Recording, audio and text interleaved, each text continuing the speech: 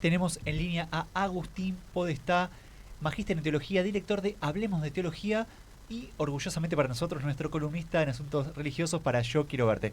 Hola Agus, ¿cómo estás? Cristian te saluda. Cristian, ¿cómo estás? Bien, ¿vos? Bien, todo bien, gracias a Dios.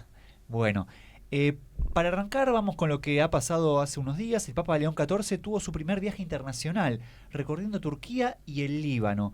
Veía la imagen del Papa en el avión y me recordaba la de Francisco cuando iba de Río a Roma, como me retrotrajo a eso.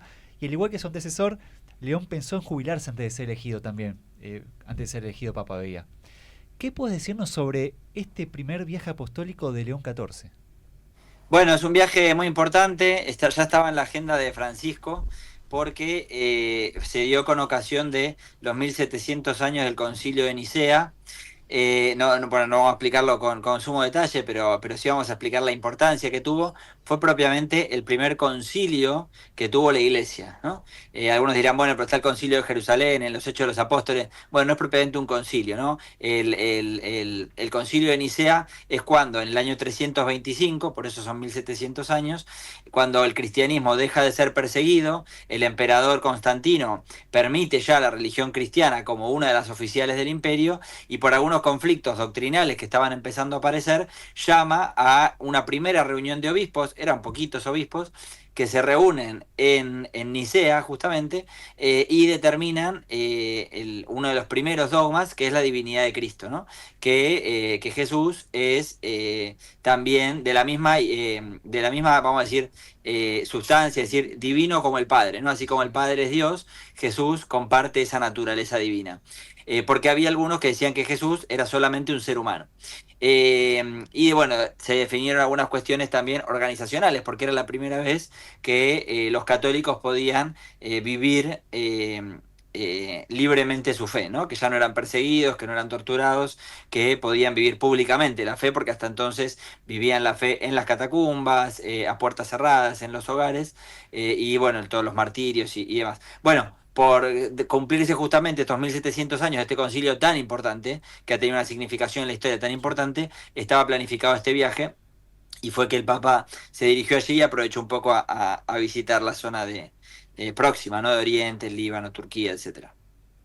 Bien. Hola Agustín, Ana te saluda, ¿cómo estás? Bien, ¿vos cómo estás? Muy bien. ¿Qué significa que Francisco haya elegido estos lugares como viaje, que el Papa León decidiera continuar con ese legado y elegirlo también como primer viaje él?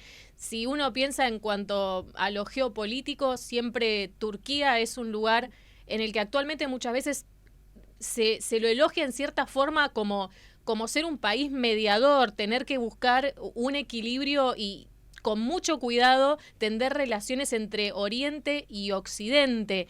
¿Qué significa que él haya ido a este lugar? Y también en cuanto a la religión, ¿no? Teniendo en cuenta que Turquía tiene una mayoría musulmana, más allá de actualmente, creo, si no me equivoco, ser un estado laico, después también las iglesias ortodoxas. ¿Qué significa este viaje teniendo en cuenta eso?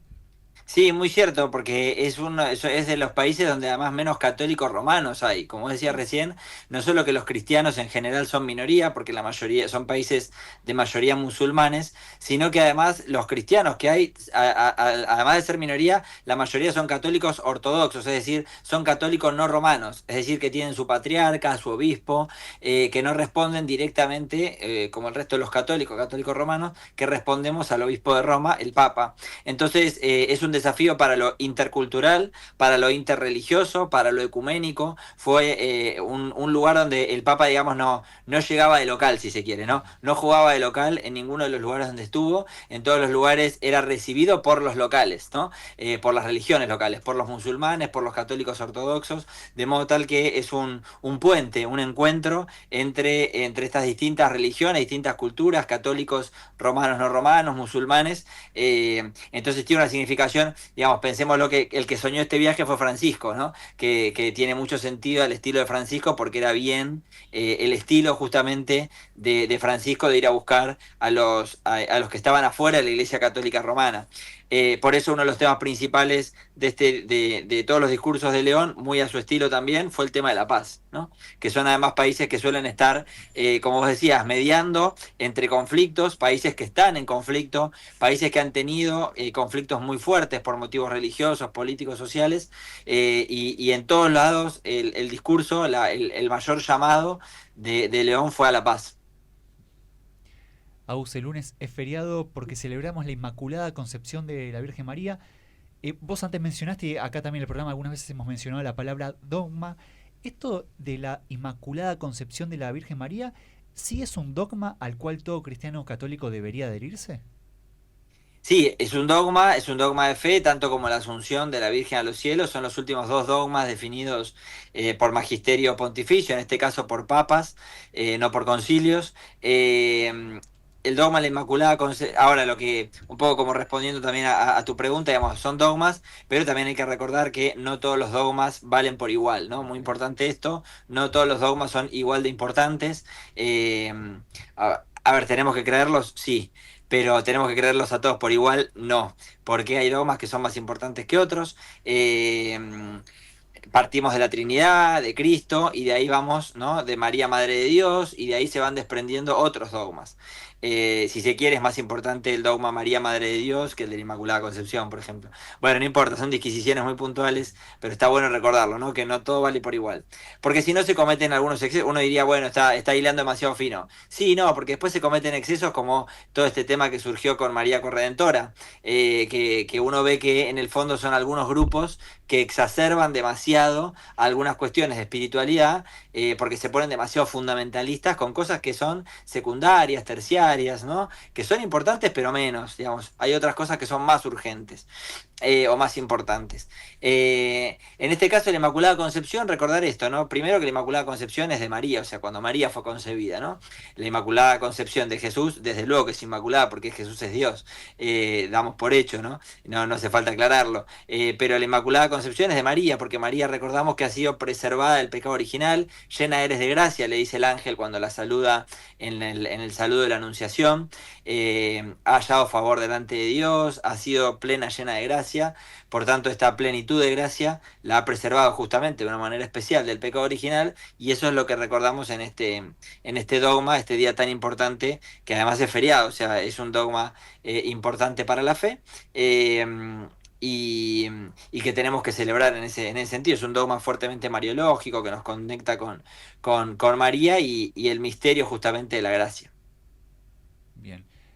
Pero por ahí, el Evangelio puntualmente no especifica este dogma, pero igual justamente es algo que está más recontra avalado por la Iglesia Católica. No tiene una base escriturística, los dogmas en general tienen una base escriturística y el desarrollo de la tradición. Los dogmas de María en general están más apoyados en la tradición que en la escritura. Uno en la escritura puede encontrar algunas cosas, como esto que decía, por ejemplo, no llena eres de gracia, la plenitud de gracia, plena eres de gracia, pero son dogmas que están más apoyados en la tradición. María... eh, Ay, se me fue. Va, ya va a salir. La concepción virginal de María, sin pecado concebida. Ave María Purísima, sin pecado concebida, no me salió la expresión. Ave María Purísima, sin pecado concebida, es una oración que está presente en la iglesia desde primer milenio, más o menos el siglo cuarto, quinto, ya se encuentra la oración, de modo tal que es un dogma, si se quiere, que estuvo en la tradición de la iglesia sin necesidad de ser definido como dogma. De hecho, es un dogma del siglo XVIII, es decir, definido como dogma. Pero siempre estuvo la tradición de que María sin pecado concebida, ¿no? Fue sin pecado concebida, es decir, inmaculada en la concepción. Siguiendo un poquito con esto, en tu cuenta de Instagram, @Hablemos de Teología, publicaste un posteo sobre el documento del Dicasterio para la Doctrina de la Fe, Mater Populi Fidelis. Ya hemos hablado sobre el tema de si es mediadora, corredentora, pero esta vez hiciste hincapié en no caer en ideas marianas previas al Concilio Vaticano II. Por ahí, ¿cómo hacemos para venerar a la Madre de Dios sin caer en el lugar de herejía o de error involuntario, digamos, en cuanto al lugar que ocupa la Virgen María justamente? Sí, el documento, ahí lo que seguí fue un texto de Quique Bianchi, que es un teólogo argentino muy importante, un mariólogo muy importante de Argentina, que que lo que hace es recordar, o sea, basarse en el documento, recordando que es un documento que alerta sobre estos grupos, si se quiere, que son maximalistas, dice, que le ponen demasiado hincapié a los dogmas de María y se olvidan de quién es María y la significación que tiene María como madre del pueblo, por eso se llama así, ¿no? Mater Populi Fidelis, María, madre del pueblo, ¿no? Porque se olvida justamente que era lo que Francisco tanto recordaba, que a María se la quiere más que se la entiende, ¿no? Y es como la queremos a María, es decir, la fe del pueblo de Dios más que estar cargándola de dogmas. Y voy a poner un ejemplo muy concreto, que está por suceder ahora en los próximos domingos. Siempre digo, nadie leyó el Magnificat, ¿no? El Magnificat es el cántico de María, cuando María va a visitar a su prima Isabel y canta la gloria de Dios, ¿no? Siempre digo, tengo un video en mi canal de YouTube del tema, ¿no? Pero invito a leer el Magnificat con detenimiento. El Evangelio de Lucas es muy literal, no es metafórico, que quiso decir. El Evangelio de Lucas es muy literal. El Magnificat, para que nos hagamos una idea, el Magnificat estuvo prohibido ser leído en contextos litúrgicos en muchos lugares en la historia.